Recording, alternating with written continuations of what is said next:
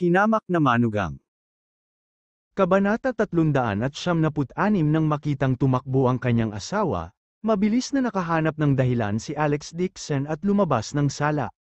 Kung sakaling manatili siya sa sala, mas nakaramdam ng awkward ang biyenan. Paglabas ng sala, nanlamig ang mukha ni Alex Dixon. Kinuha niya ang phone niya at tinawagan si Renan. Hiningi niya ang numero ng kapitan ng bodyguard. Sa pagkakataong ito, dumating si Renan sa Yan Capital, kaya natural na may kasama siyang 20 bodyguard. Ang pangalan ng kapitan ng bodyguard ay Chen Jiang. Dati siyang miyembro ng isang mercenary team sa ibang bansa sa loob ng 8 taon, magaling siyang lumaban at may hawak siyang flying knife. Siyempre, si Chen Jiang ay isang ordinaryong mandirigma lamang, kung ikukumpara sa kapitan ng Imperial Guards ng pamilya Dixon at isang cultivator tulad ni Uncle Lee, natural na mas mahina siya. Gayunpaman, ito ay higit pa sa sapat upang makitungo sa mga ordinaryong tao. Tinanggap ni Renan ang tawag ni Alex Dixon at agad na sumunod ng may paggalang. Desidido niyang hinayaan si Chen Jiang na magdala ng higit sa 10 bodyguard at maging subordinate ni Alex Dixon sa kanyang utos. Wala pang 20 minuto, nagdala si Chen Jiang ng 12 bodyguard at magalang na tumayo sa harap ni Alex Dixon, yumuko ang kanilang mga kamay at ibinaba ang kanilang mga ulo. Sinabi sa kanila ni Alex Dixon ang lahat at pagkatapos ay nagtanong, malinaw ba ang lahat? Naiintindihan ko, itinaas ni Chen Jiang ang kanyang mga kamay patungo sa kanya at sumagot sa malalim na boses, talagang tatapusin ko ang misyon. Tumango si Alex Dixon at ikinaway ang kamay, mahigit 100 figura ang tumalon sa dingding na parang mga espiritual na unggoy at naglaho. Gabi na, sa kalye ng libangan sa pasukan ng lugar ng trabaho, mayroong lahat ng uri ng KTV, mga bar. Sa isang pribadong silid sa isang karaoke room, lasing si Jiang Shuaimeng habang niyayakap niya ang 2 magagandang babae na kasama niya. Bakas sa mukha niya ang pagiging masungit habang nagsasaya kasama ang 7 o 8 kaibigan niya sa kalsada. Hinawakan niya ang babae sa isang kamay at uminom ng isang malaking subo ng XO gamit ang isa. Sigaw niya sa microphone habang lasing siya. F***CK, ako ay mula sa Jiang family. Sino siya sa tingin ni Alex Dixon? Kailangan pa niyang lumuhod at yumuko sa harapan ko ng masunurin. Nag-echo ang grupo ng magkakaibigan. Kuya Jiang, please calm down. Nagkasundo na kayo ni Dixon Rong, kailangan mo bang matakot sa batang ito? Kapag bumalik si Dixon Rong, siguradong matatakot siya to the point na may ihi siya at magsisigawan. Siya luluhod sa paanan ni Dixon Rong at hihingi ng awa. He is a country bumpkin, hindi siya kinikilala ng Dixon family bilang isang malayong kamag-anak, pumunta pa siya sa Yan Capital para takutin ang mga tao, F***CK? Sino ang natatakot sa kanya? Kuya Jiang, nakahanap na ako ng grupo ng mga kapatid. Bukas, bubugbugin ko siya at kakalad ka rin para lumuhad at yumuko sa iyo. Mabangis na sinabi ni Jiang Shuaimeng, Kautao, gusto ko siyang mamatay, ang direktor ng National Clinic, at ako, si Jiang Shuaimeng. Bago pa niya matapos ang kanyang sasabihin, 2 beses na kumatok ang pinto ng pribadong silid. Isang nakamaskara na itim na lalaki ang nagtulak sa pinto at pumasok, na sinundan ng 12 black man. Sumulyap si Jiang Shuaimeng sa kanya at sinabi habang may hawak na bote ng alak, nandito na ang lahat, makinig ka, pumunta na kayo at harapin ang Alex Dixon na yan bukas, basagin mo muna ang kanyang mga paa.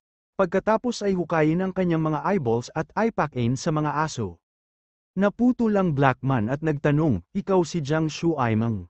Oo, bakit? Nasa bibig pa rin ni Jiang Shuaimeng ang salitang ano nang makita niyang biglang iwinagayway ang kamay ni Blackman, 12 ng mga tao sa likuran niya ang sumugod at ibinaba ang kanilang mga tungkod. Si Jiang Shuaimeng ay sisigaw na nang natakpan ng itim na tela ang kanyang mukha, naging itim ang kanyang paningin at siya ay sinipa sa lupa, parang patak ng ulan ang mga suntok at sipa niya. Ang ilang tao sa kwarto ay binugbog hanggang sa nagsisigawan at nagsisigawan, naghiyawan at nagsitakbuhan ang ilang kasamang babae. Maraming mga security guard ng KTV ang sumugod, ngunit nang makita nila ang 12 o higit pang black man, sila ay lubhang mabangis at mahusay, hindi sila ng ahas na sumulong. Si Jiang Shuaimeng ay binugbog hanggang sa siya ay naparalisa sa lupa, nahihilo at nataranta. Kinaladkad siya nang may gumagamit ng sako na bag. Natarante siya at sumigaw sa takot, "Huwag kang pumatay, anak ako ng Jiang family, ibibigay ko sa iyo ang lahat ng gusto mo." Hindi siya pinansin ni Blackman at kinaladkad siya sa pintuan ng isa pang pribadong silid. Itinulak niya ang pinto at magalang na sinabi, "Sir, dinala ko na po ang tao." Pagkatapos sabihin yon, sinipa niya ang tuhod ni Jiang Shuaimeng at pinaluhod siya sa lupa, pagkatapos ay hinubad niya ang gunny sack. Nagmamadaling tumingala si Jiang Shuaimeng, ngunit napakadilim sa silid, isang figure lang ang nakikita niya sa sofa na may baso ng alak at naka-cross legs. Alam niyang ito ang pinuno ng grupong ito ng mga tao, mabilis siyang lumuhad sa lupa at buong lakas na yumuko. "Kuya, gusto mo ng pera di ba? Kahit magkano yan, please don't kill me." Napangiti ng masama ang figure sa sofa ngunit hindi ito umimik. Sinampal ng Blackman ang mukha ni Jiang Shuaimeng at pinagalitan siya. Sabi ni Sir, "Bibitawan ka kung 250 beses kang yuko." Kowtow, 200 beses, natigilan si Jiang Shuaimeng at naging berde ang kanyang mukha. Kakaiba kung hindi siya kumatok hanggang sa dumudugo ang kanyang ulo. Nang siya ay nag-aalangan, inilabas ni Blackman ang kanyang punyal at sinaksak ito sa kanyang hita. Malamig niyang sabi, "Hindi mahalaga kung hindi ka kumatok, ang patay na tao ay hindi kailangang yumuko." Napaungol si Jiang Shuaimeng sa sakit, siya ay natakot sa labas ng kanyang talino, nagmamadali siyang sumigaw, "Ay kowtow, ay kowtow." Pagkasabi niyon ay mabilis siyang humiga sa lupa at yumuko sa figura. Marmol ang sahig, isa-isang yumuko si Jiang Shuaimeng, bago pa man siya nakakawtaw ng 20 beses ay nabasag na ang kanyang ulo at tumutulo ang dugo mula rito. Napangiwi siya sa sakit at gustong kumalma ng konti, bigla siyang nakaramdam ng pananakit sa braso at muling sinaksak ni Blackman. Ang grupong ito ng mga tao ay malupit at walang awa, pumapatay sila nang hindi kumukurap. Si Jiang Shuaimeng ay natakot sa kanyang talino, mabilis niyang ibinagsak ang sarili sa lupa at buong lakas na yumuko. Mahigit 100 ulo ang bumagsak sa lupa, damaloy ang dugo mula sa noo ni Jiang Shuaimeng na parang fountain, ang kanyang mukha ay puno ng dugo, at ang kanyang ulo ay napakasakit na hindi niya ito maiangat, bumagsak siya sa lupa, pagod, parang bukol ng paste ang utak niya. "Hindi pa ako tapos," malamig na saway ni Blackman at tumingin sa katabi niya. Ang dalawang malalakas na lalaki ay agad na pumunta sa harap at pinindot ang ulo ni Jiang Shuaimeng, pagkatapos ay malakas na ibinagsak siya sa lupa. Ang ulo ni Jiang Shuaimeng ay tumama sa marmol na sahig ng malakas, at napasigaw siya sa sakit. Gayunpaman, hindi bumitaw ang dalawang malalakas na lalaki, hinawakan siya ng mga ito at paulit-ulit na yumuko. Sa oras na ang 250 ulo ay natamba, si Jiang Shuaimeng ay bumagsak na sa isang patay na aso, mahina ang kanyang hininga, at ang kanyang mukha ay puno ng dugo. Sa oras na ito, dahan-daang tumayo ang figure sa sofa at lumabas mula sa mga anino. Nanliit ang mga mag-aaral ni Jiang Shuaimeng habang nakatitig sa taong ito. "Ikaw," ang lalaking nag-walk out ay si Alex Dixon. Ngumisi si Alex Dixon at malamig na sinabi, "Na-record mo na ba ang video? Ipadala ito kay Dixon Rong pagdating ng panahon." Ang Blackman ay si Chen Jiang, yumuko siya at sinabing, "Naitala ko na ang lahat." "This is a provocation, hindi ka ba natatakot na haharapin ka ni Dixon Rong?" sigaw ni Jiang Shuaimeng sa pinakamataas na boses. Malamig na ngumiti si Alex Dixon, "She is not qualified to deal with me. If you give her a message, I will let you go." Isang babaeng may maruming bloodline at malisyosong intensyon ang nang-ahas na utusan ang Dixon family. Sa panaginip niya, nagulat si Jiang Shuaimeng, hindi niya akalain na kahit si Dixon Rong ay hindi siya kayang pigilan, nagmamadali siyang humiga sa lupa at sinabing, "Master Dixon, patawarin mo ako, nagkamali ako." Malamig ang mukha ni Alex Dixon. Direkta niyang tinapakan si Jiang Shuaimeng at humakbang palabas ng KTV. Kinatok niya ang ulo niya kanina lang, hindi niya ito ni-record ng malinaw, hayaan mo siyang yumuko ulit. Natakot si Jiang Shuaimeng kaya naging berde ang kanyang mukha, bumagsak siya sa lupa at sumigaw, "Mr. Dixon, mali ako, please spare me." Halos kitil na ng buhay niya ang 250 ulong yon. Kung kailangan niyang gawin ito muli, mawawalan siya ng buhay. Sa kalagitnaan ng gabi, nakatayo si Dixon Rong sa harap ng bintana ng gusali ng San Francisco at tiningnan ang video na ipinadala. Sa sobrang galit niya ay naging berde ang mukha niya. Nasa huling hininga na si Jiang Shuaimeng, may hawak siya at patuloy na nakayuko, puno ng dugo ang ulo niya, habang siya ay yumuko, lumuhad siya sa lupa na may mahabang mukha at sinabing, "Dixon, Miss Dixon, pinadalhan ako ni Mr. Dixon ang mensahe sa iyo." Siya, sinabi niya yun hanggat siya ay nasa Dixon family, kailangan mong lumuhad sa kanyang paanan at hindi nababangon sa natitirang bahagi ng iyong buhay. Kabanata 377 agad na umikot ang magandang mukha ni Lin Rong, ang kanyang madilim na pulang kuko ay mahigpit na kinurot ang telepono habang siya ay mahigpit na sumigaw, "Alex Dixon, maghintay ka lang." Ito ay isang kumpletong provocation, ang isang pele na umalis sa pamilya Dixon ay talagang nang-ahas na maging napakayabang. Sa isang mabangis na ekspresyon, tumalikod siya at nag-utos, "I-book ka agad ang tiket sa eroplano. Babalik ako sa Yan Capital bukas, ipunin mo ang lahat ng mga disipulo ng iyong gruesome ghost sect, gusto kong mamatay si Alex Dixon ng walang libingan." Sa isang sulok ng maluwang na sala ay nakatayo ang isang binata na mapatla ang mukha, kung hindi lang umiikot ang mga mata niya, mukha na siyang zombie. Mahinahon niyang sinabi, "Huwag kang mag-alala, tiyak na mamamatay siya." Pagkasabi noon ay tumalikod ang binata at humarap sa bintana. Iniunat niya ang kanyang kamay at isang itim na anteng-anteng ang lumitaw sa kanyang kamay. Hindi mabilang na mga pilak na agos ng kuryente ang damaloy sa anteng-anteng, na nagbubunga ng sizzling sound. Itinaas ng binata ang command anteng-anteng at sumigaw, "Kidlat, halika!" Sa isang iglap, umihip ang isang malakas na hangin sa kalangitan, at isang kidlat ang tumama mula sa langit, na nagpabingi sa mga tainga. Hinawakan ng binata ang anteng-anteng sa kanyang kamay, puno ng killing intent ang mukha niya habang nanunuya. "Alex Dixon, pinatay mo ang aking Panginoon at sinira ang aking sekta, ang Thunder Order na alam mong gamitin, ngayon ay napinuko na rin ito, sa pagkakataong ito, dapat kong gamitin ang iyong dugo bilang sakripisyo sa mga tao ng aking gruesome ghost sect." Sa Villa, kinaumagahan, lumabas si Alex Dixon sa bahay at babalik na sana sa Dixon Prefecture nang makarinig siya ng malakas na ingay mula sa labas, naramdaman niya agad ang pananakit ng ulo. Dahil mula sa Villa, naghi-hysterical ang kanyang biyenan na si Helena. Kasalanan ni Alex Dixon ang lahat, siguradong nakipagsabwatan siya sa luna yun, dahil lang sa ilang salita ko pa sa kanya, nagtanim siya ng sama ng loob sa akin, sinamantala niya siguro ang pagkakataong kitilin ang buhay ko.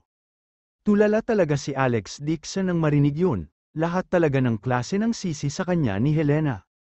Pumasok siya sa sala at sinugod siya ni Helena nang makita siya nito, sumigaw siya ng malakas, "Alex Dixon, hindi ko inaasahan na magiging ganito kakabisyo, I'll fight you to the death." Malungkot na hinawakan ni Alex Dixon si Helena at hinayla siya sa gilid, sabi niya, "Hindi ko talaga kilala si Lu Yanggyo."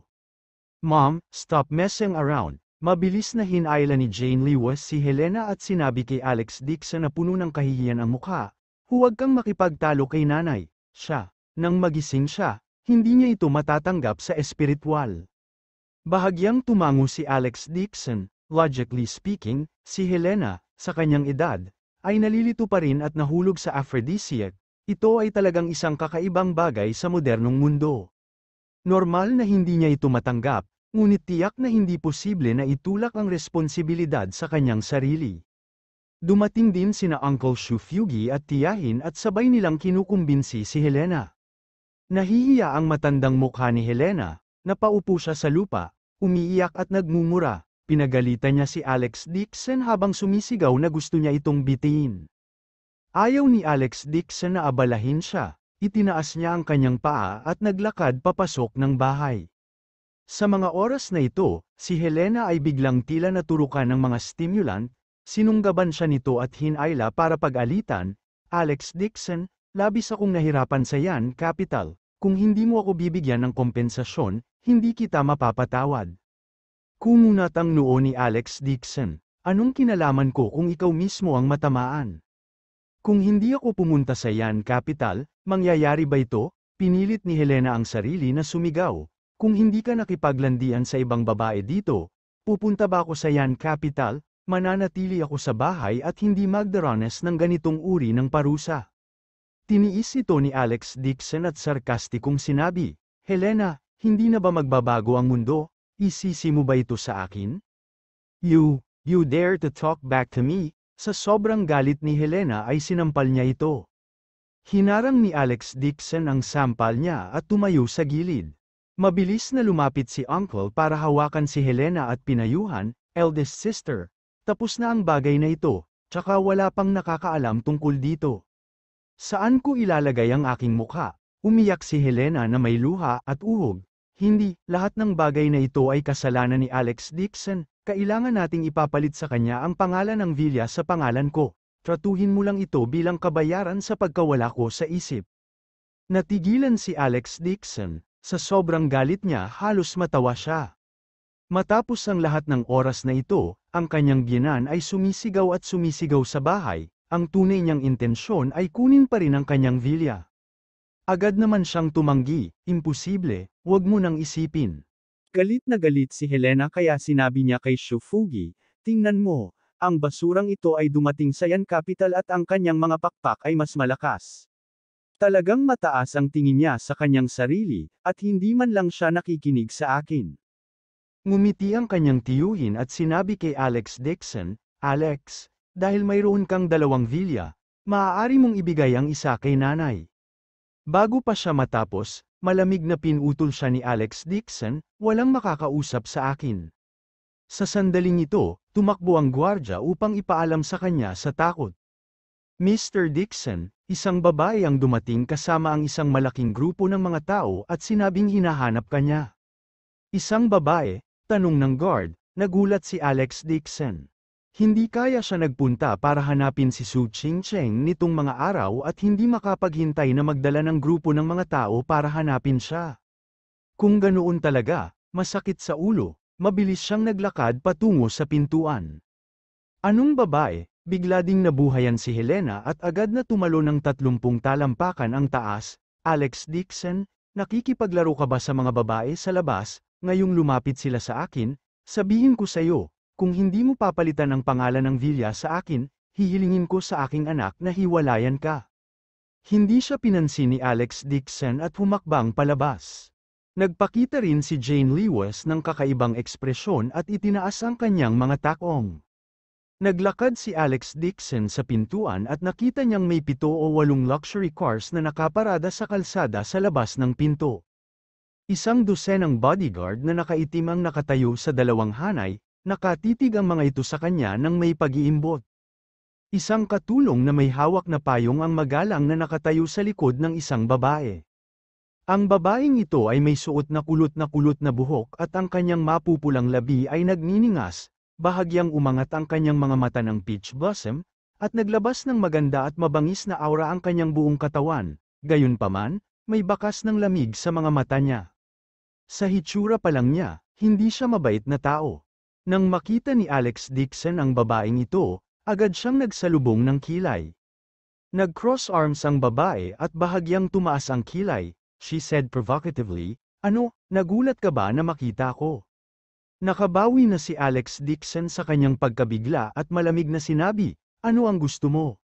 Mabilis na lumabas si Helena, nang iangat niya ang kanyang ulo at makita ang isang magandang babae na nakatayo sa harapan ni Alex Dixon. Agad siyang nagalit at sumugod habang umaangal.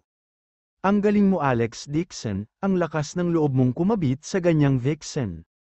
Habang nagsasalita siya, agad siyang sumugod gamit ang kanyang mga kuko at kuko, gusto niyang sunggaban ang babae at bugbugin. Hindi siya pinigilan ni Alex Dixon at pinayagan si Helena na sumugod. Sa anumang kaso, alam niyang tiyak na maghihirap si Helena. Sure enough, bago pa mapunta ang sampal ni Helena ay sinunggaban na ito ng katulong sa tabi ng babae. Agad siyang sinundan ng sampal at sumigaw sa malalim na boses. Saan nanggaling ang shrew na ito? How dare she be so impudent in front of Miss Dixon? Napahampas si Helena sa lupa at sa kanya lang namalaya na may kumpol ng mga bodyguard na nakatayo sa likod ng babae. Agad siyang natakot at mabilis na tumakbo sa likod ni Alex Dixon, sumisigaw habang tumatakbo, "Alex Dixon, ano ka ba? Ginawa na naman itong basurahan, ubo. Kung gusto mong hanapin si Alex Dixon, ilayo mo na lang siya, walang kinalaman ang lahat sa Lewis family natin." Sa sandaling ito, tumakbo si Jane Lewis palabas ng bahay at natigilan nang makita ang labanan. Kabanata 378. Gusto ng katulong na humakbang, ngunit itinaas ng babae ang kanyang kamay at pinigilan ang katulong. She said with a smile that was smile, "Forget it. Just come back and keep a low profile. Huwag mong hayaang sabihin ng iba na ang aming Dixon family ay binubuli ang iba gamit ang aming kapangyarihan." Dixon family, nang inig ang puso ni Jane Lewis at napasigaw siya. "Ikaw ay mula sa Dixon family sa Yan Capital?" Ngumiti ang babae at buong pagmamalaki, "By the way, let me introduce myself. I am Dixon Rong from the Dixon family in Yan Capital. Kagagaling ko lang sa abroad at bumisita kay Alex Dixon. You have been with him for so matagal na. Pero hindi mo pa rin alam ang totoong pagkatao niya, di ba?" Mabagsik ang mukha ni Alex Dixon. Agad niyang pinutol si Dixon Rong, "Tell me, what exactly do you want?" "Ano?" Tinak pa ni Helena ang namamagang mukha at biglang tumingala kay Alex Dixon dahil sa gulat, ikaw, you are from Dixon family, young master."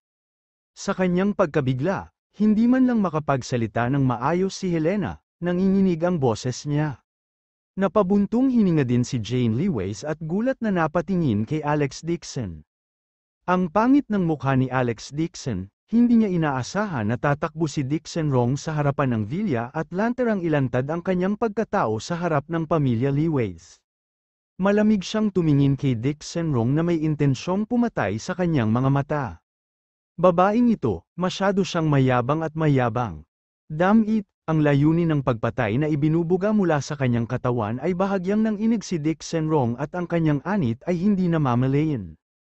Natigilan si Helena ng ilang segundo at biglang bumangon at nakangiting sinabi kay Alex Dixon, "Ayo, ang galing mong manugang, bakit hindi mo sinabing taga Dixon family ka kanina?" Ganito talaga, isang masayang okasyon, magsasagawa si nanay ng isang piging bukas at aanyayahan ang lahat ng mga kamag-anak ng pamilya Shu na sabihin sa kanila ang mabuting balitang ito. Para itong gintong bundok na nahulog mula sa langit. Siya ay dapat na manugang ng isang walang kwentang tao, ngunit hindi niya inaasahan na siya ay talagang miyembro ng Dixon family sa Yan Capital. Si Helena ay ligaw sa tuwa, at siya ay nasa sabik na halos mabaliw. Tinitigan niya si Alex Dixon ng may maningning na mga mata, ang kanyang mga mata ay parang nakatingin sa isang gintong bundok. Si Albert Lewis at ang kanyang tiyuhin, na sumunod sa kanya palabas, ay natakot matapos marinig ang kanyang sinabi kanina lamang. Sa sobrang takot ni Albert Lewis ay bumagsak siya sa lupa, matagal niyang hawak ang puso niya at hindi na bumalik sa katinoan. O mga langit, ang kanyang manugang ay talagang mula sa Dixon family sa Yan Capital. Nanaginip ba siya? Nakabawi si Jane Lewis at nakakunot noong sinabi kay Alex Dixon, "You have never told me about your family, how are you going to explain it now?"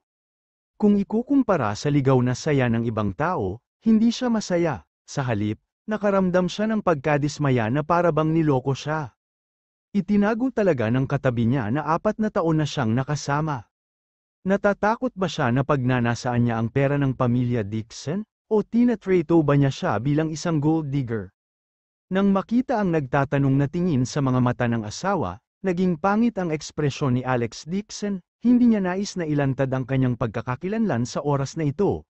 Ngunit si Dixon Rong ay hayagang dumating upang magprotesta, kaya kailangan niyang aminin ito.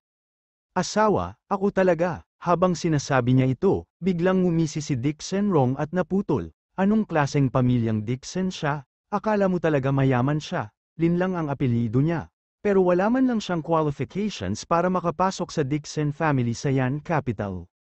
"Ano, hindi siya?" Nagbago ang ekspresyon ng mukha ni Helena, may kaakit-akit na ngiti sa mukha niya kanina. Pero ngayong nawala na ang ngiti niya, galit niyang sinigawan si Alex Dixon, "Are you kidding me?" Hindi siya pinansin ni Alex Dixon at malamig na tumingin kay Dixon Rong. Ngayon, sa mata ng babaeng ito, hindi siya miyembro ng Dixon family, hindi man lang siya qualified na makapasok sa Dixon family. Natatakot siya na itinuring na niya ang kanyang sarili bilang magiging kahalili ng Dixon family. Naturally, hindi niya kilalanin ang kanyang pagkakakilanlan. Inangat ni Linrong ang kanyang ulo at sinabing, "Mauna na kayong pumasok, may sasabihin ako kay Alex Dixon mag-isa." Kamakailan lang, ginamit niya ang pagkakakilanlan ng pamilya Dixon sa Yan Capital para linlangin ang mga tao sa Jing City. Bagamat may relasyon siya sa Dixon family, may kinalaman ito sa reputasyon ng Dixon family. May mga bagay na kailangan kong sabihin sa kanya ng personal. Tumingin si Helena kay Alex Dixon na may pagdududa at casual na sinabi, "Ako ang biyenan niya. Kung may sasabihin ka, sabihin mo lang, kung hihilingin mo sa kanya na bayaran ka, hindi ko gagawin." May napansin din siya, natatakot siya na ang basurang ito ay may kaugnayan sa pamilya Dixon sa Yan Capital, kahit na wala itong kinalaman dito. Ngunit sa huli, ito pa rin ang pamilya Dixon sa Yan Capital. Ayaw pa ring sumuko ni Helena at gusto niyang samantalahin ang pagkakataong kumita ng kayamanan. Si Uncle Shu Fugi at ang iba ay nagkaroon din ng parehong saloobin. Sa anumang kaso, nakatayo lang sila doon at hindi umalis. Nang makita ito, sinulyapan ni Dixon Rong ang kanyang katulong. Naunawaan ang katulong at agad na humakbang pasulong at sumigaw, "Walang aalis sa inyo. Tama ba? Kung sino man ang hindi sumunod sa utos ni Miss Dixon Rong, huwag mo akong sisihin sa paggamit ng ibang paraan para maimbitahan kayong lahat." Agad siyang pinalibutan ng 12 bodyguard sa likod niya at inilabas ang kanilang mga itim na baril. O aking Diyos, sa sobrang takot ni Helena ay nanlambot ang kanyang mga binti at bumilis ang tibok ng kanyang puso, sa sobrang takot ay muntik na siyang mahulog sa lupa. Maliban sa pagiging TV, ito ang unang pagkakataon na tinuro siya ng bagay na ito sa totoong buhay. Si Shu Fugi at ang iba pa ay natakot kaya namamanhid ang kanilang mga anit. Lumingon si Alex Dixon at mahinang nagsalita, "Ma, pumasok muna kayo, hinanap niya ako." "Anak, tara na." Sa sobrang takot ni Helena ay nabasa niya ang kanyang pantalon. Wala siyang panahon para pakialaman si Alex Dixon, hinayla niya si Jane Lewis at tumakbo papasok sa villa. Masyadong nakakatakot ang grupong ito ng mga tao, inilabas nila ang kanilang mga armas nang walang sinasabi. Kung may sunog, mamamatay ang mga tao. "Alex," si Jane Lewis ay kinaladkad ni Helena habang nag-aalalang tumawag. Tumango si Alex Dixon sa kanya at sinabing, "Pumasok ka, ayos lang ako." Tumakbo rin si Shu Fugi at ang iba pa sa bahay, natatakot na maapektuhan. Sa sobrang takot ni Helena ay mabilis siyang tumakbo papasok sa kwarto at isinara ang pinto ng malakas, isinara si Alex Dixon sa labas. Katsa, tila nilock niya ang pinto mula sa loob. Umiling si Alex Dixon sa kanyang puso, ngunit ngayon ay sila na lang ni Dixon Rong ang natitira, kaya mas comfortable para sa kanya na magsalita. Matapos makita ang taong pumasok, tumingala si Dixon Rong at sumulyap kay Alex Dixon. Bigla siyang ngumiti ng malamig at buong pagmamalaki. "Alex Dixon, hindi ko akalain na magkakaroon ka talaga ng lakas ng loob na magpakitang gilas sa akin." Mahinang sinabi ni Alex Dixon, "Pinapaalalahanan lang kita na huwag kalimutan ang iyong pagkakakilanlan." Nang banggitin ang salitang identity, naging pangit ang mukha ni Dixon Rong. Sa kanyang buhay, kinasusuklaman niya ito kapag ginamit ng iba ang pagkakakilanlan para i-pressure siya. Dahil dito, ang kanyang ama, si Dixon Yulong, ay hinding-hindi makakapagtaas ng ulo sa pamilya Dixon sa buong buhay niya. Lihim siyang tinawag na anak sa labas ng babaeng umiinom. Tungkol naman kay Dixon Old Master, ayaw niyang aminin ang kanilang pagkakakilanlan. Ang kanyang ama ay pinigilan ng ama ni Alex Dixon sa natitirang bahagi ng kanyang buhay, ayaw niyang sinusupil ni Alex Dixon tulad ng kanyang ama.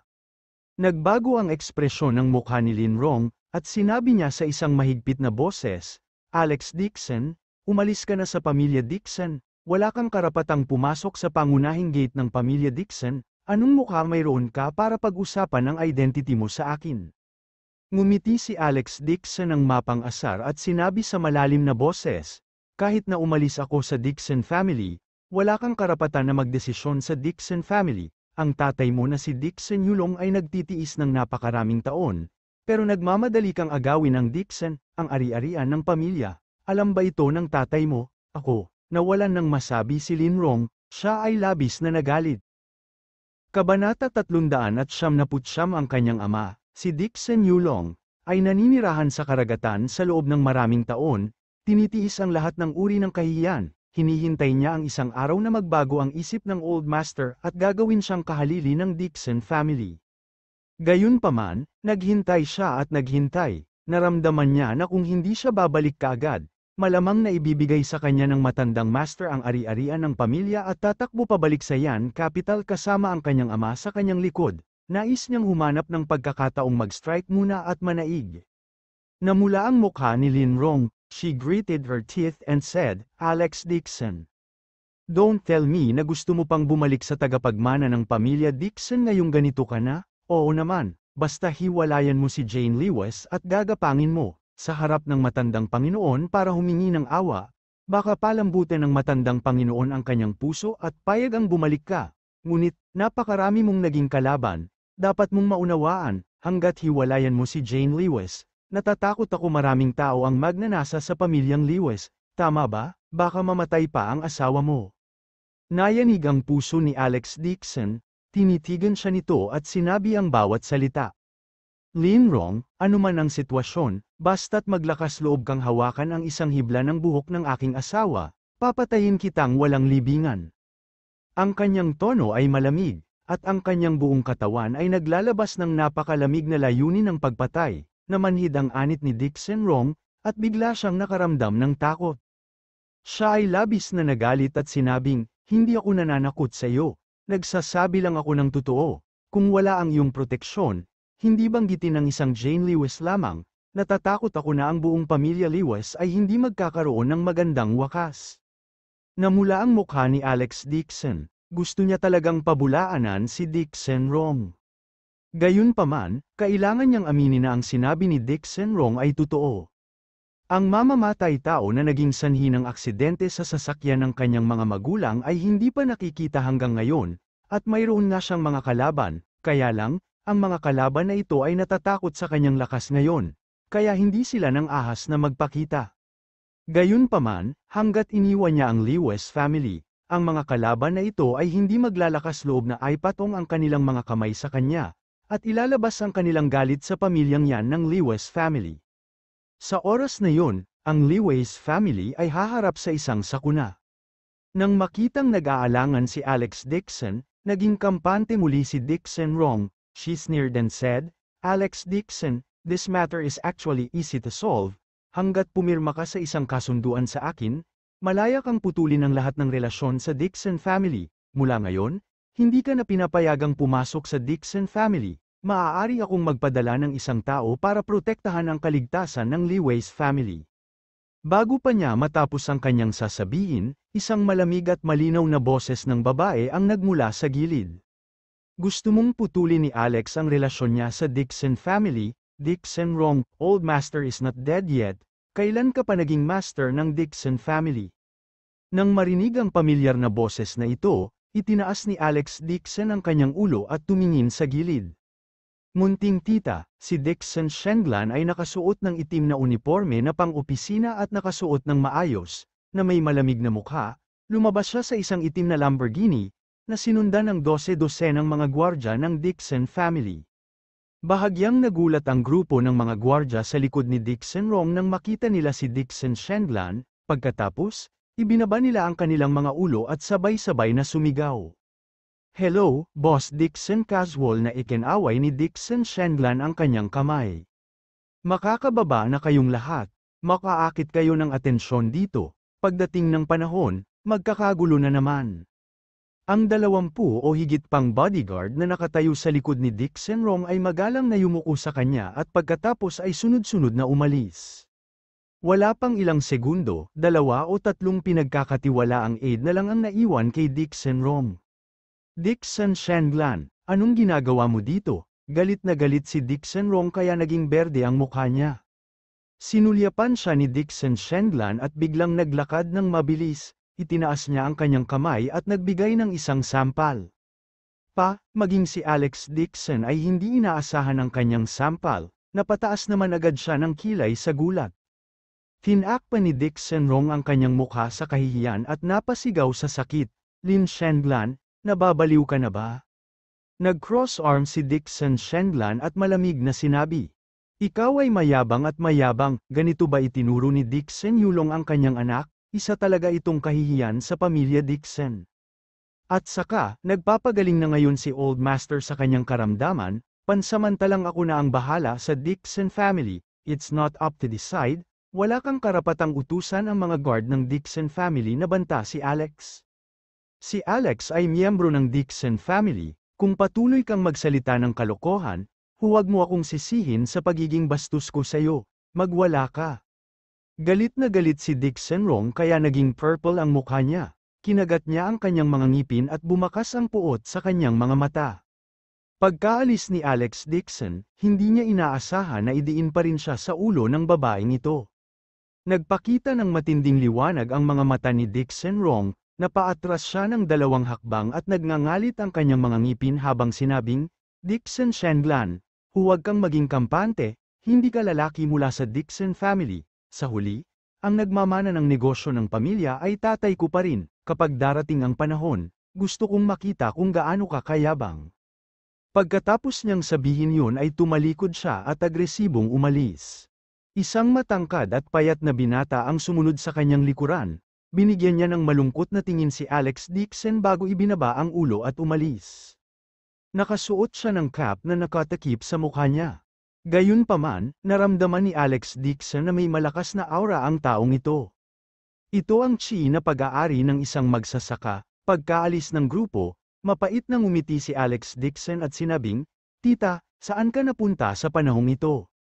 Nagpakawala ng hininga si Dixon Shenlan at nalungkot ang kanyang mukha. Kanina pa, hindi maganda ang mental na kalagayan ng matandang master, at iminungkahi ng doktor na pumunta siya sa kagubatan upang magpahinga. Bilang pagsasaalang-alang sa kaligtasan ng matandang master, sinamahan ko ang matandang master sa ilang isla sa Hilagang Hemisphere upang magpahinga, at ngayon lang ako nakabalik. Kumusta po si Lolo? Nanlamig ang mukha ni Alex Dixon, at agad itong nagtanong. Not bad, medyo kulang lang sa spirit, sabi ni Dixon Shenlan at bahagyang lumungkot ang mukha niya.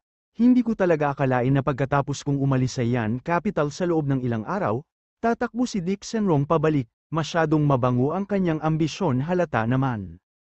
Habang nagsasalita siya, tumingala siya kay Alex Dixon at dumiretso sa punto, hindi na mapakali si Dick Senrong, kailan mo balak hiwalayan si Jane Lewis? Ngumiti ng mapait si Alex Dixon, Little Tita, hindi ko hihiwalayan si Jane. Hehe, ngumisi si Dixon Shenlan at sinabing, talagang binigo mo ako, ngayong nakabalik na si Dick Senrong sa Yan Capital, kailangan kong alagaan si Old Master, kailangan ko pang ma-distract para tingnan siya, bahala ka, sa iyong sarili, wala akong gagawin para sa iyo sa hinaharap, kung tinuruan mo si Dick Senrong ng isang aralin na tulad nito, kung gayon, dahil sa pangyayaring ito, nagdulot ito ng kaguluhan sa Dixon clan, na nagdulot ng inis sa matandang master, makakaapekto sa kanyang kalagayan. Alex, pag-isipan mong mabuti, kapag hiwalayan mo na si Jane Lewis, halika at hanapin mo ulit ako. Pagkatapos niyang magsalita, tumalikod na siya at umalis kasama ang mga tauhan niya. Mabigat ang puso ni Alex Dixon, alam niya na para suportahan siya, sinampal ng kanyang maliit na tiyahin si Dick Senrong. Pagkatapos nito, tiyak na magrereklamo si Dick Senrong kay Dick Yulong. Sa oras na yon, mapaparusahan din ang kanyang munting tiyahin, higit pa rito, siya ay nasa isang mahirap na sitwasyon sa Dixon clan. Gayunpaman, mas imposible para sa kanya na hiwalayan si Jane Lewis. Sa pamamagitan lamang ng palihim na pagpapaunlad ng sarili niyang lakas ay magkakaroon siya ng lakas na protektahan ang kanyang asawa at pamilya.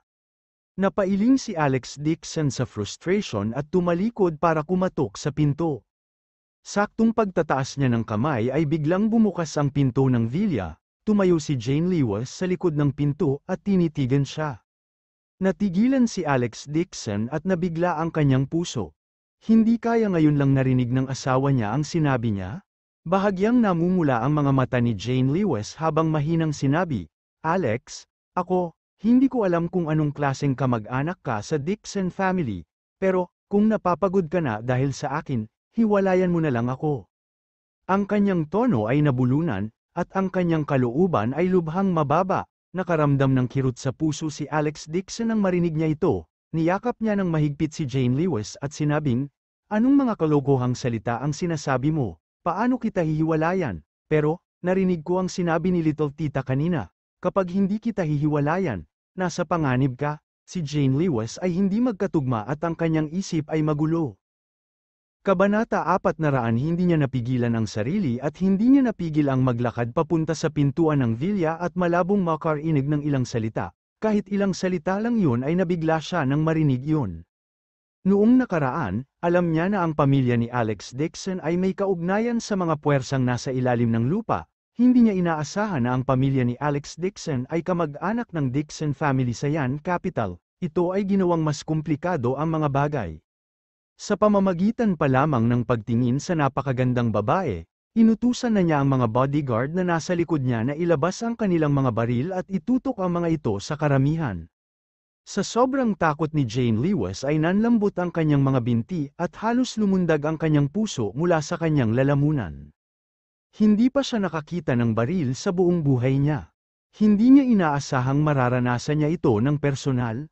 Paano ito naging normal na pamilya? Sila ay isang grupo ng mga mamamatay tao na pumatay nang hindi kumukurap ang kanilang mga mata. Labis na natakot si Jane Lewis. Ayaw niyang ilagay sa panganib si Alex Dixon. Niyakap ni Alex Dixon ang nanginginig na asawa, lubhang komplikado ang kanyang emosyon, at nakaramdam din siya ng bakas ng pagkakasala. Kakadala lang ni Linrong ng mga tao para ipakita ang kanyang kapangyarihan, natatakot siya na natakot niya ang kanyang asawa at ang kanyang buong pamilya.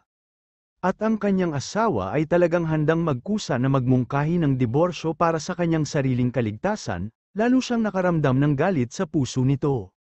Si Linrong ay talagang kasuklam-suklam, niyakap ng mahigpit ni Alex Dixon si Jane Lewis at taimtim na sinabi, "Asawa, huwag kang mag-alala, sa buhay na ito, iisang asawa lang ang pakakasalan ko sa iyo, hindi kita hihiwalayan, isa pa, hindi mo kailangang mag-alala tungkol sa aking bagay, hahawakan ko ng maayos." Nanginginig ang maselang katawan ni Jane Lewis ngunit gulat na gulat pa rin siya, itinaas niya ang kanyang ulo at sinabi, "Hindi ka ba natatakot na haharapin ka nila?" Ngumiti si Alex Dixon at sinabing, "Hindi mo ba kilala si Gong Chi? Hindi mo ba ito nakitang malinaw noong nasa opisina ka ni Lu Yangyu noong nakaraan?"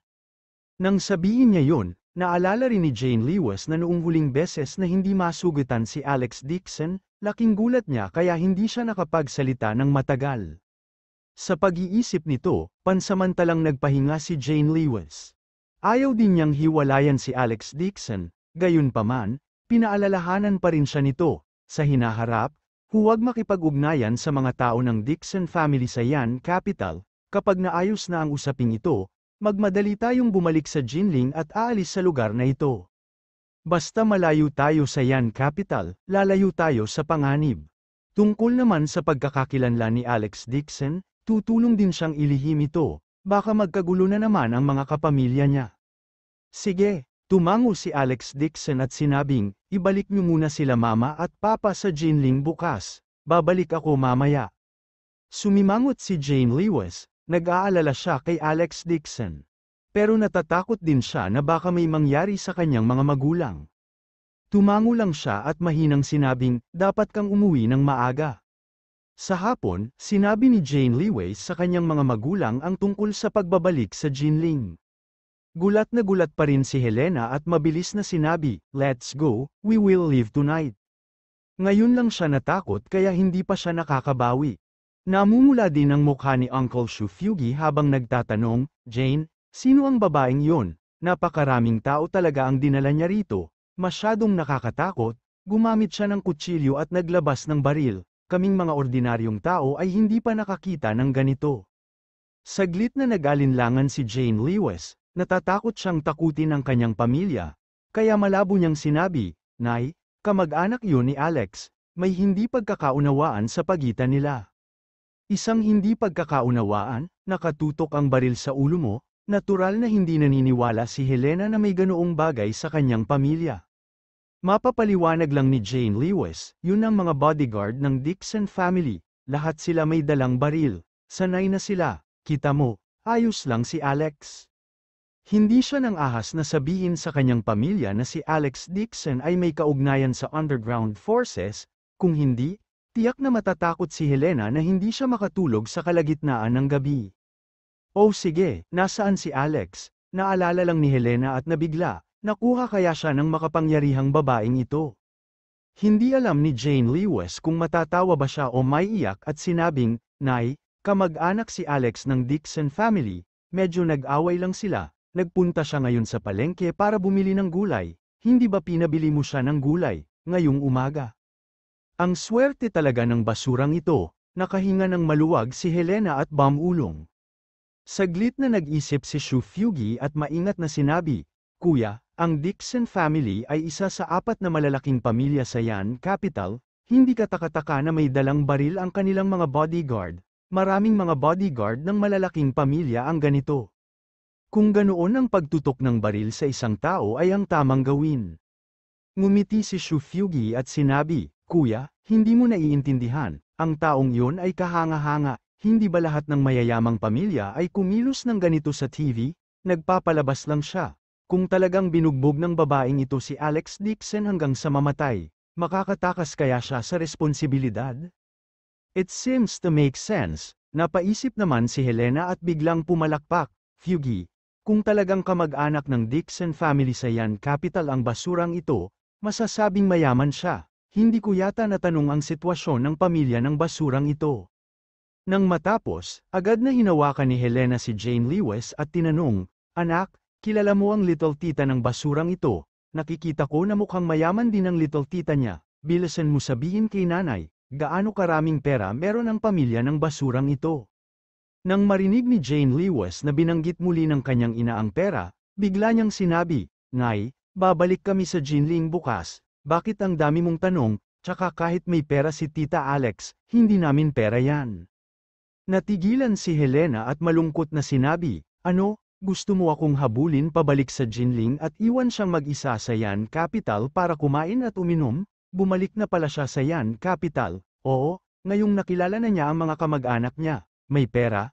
Gusto niya akong itaboy, hindi ako aalis hanggat hindi niya inilipat ang villa sa pangalan natin. Mom, we've stayed in Yan Capital for too long, don't you want to go home? Payo ni Jane Lewis. At saka, walang kinalaman ang Dixon family sa Yan Capital kay Alex. Hinayla siya ni Helena pabalik at tumingin sa paligid, para siyang magnanakaw at nagtanong, Anak, tatanungin kita. Kamag-anak ba talaga si Alex Dixon ng Dixon family sa Yan Capital? Sino ang makapangyarihang babae na yun? Kamag-anak din siya ni Alex Dixon, di ba? Ito, saglit na nag-alinlangan si Jane Lewis, ayaw niyang sabihin kay Helena ang tungkol sa background ng pamilya ni Alex Dixon. Lumapit si Shu Fugi sa kanya at ngumiti ng nakakaloko, Jane, kung kamag-anak talaga siya ng Dixon family sa Yan Capital, magiging mayaman ang pamilya natin. Oh, may ngiti din si Zhang Faang sa kanyang mukha.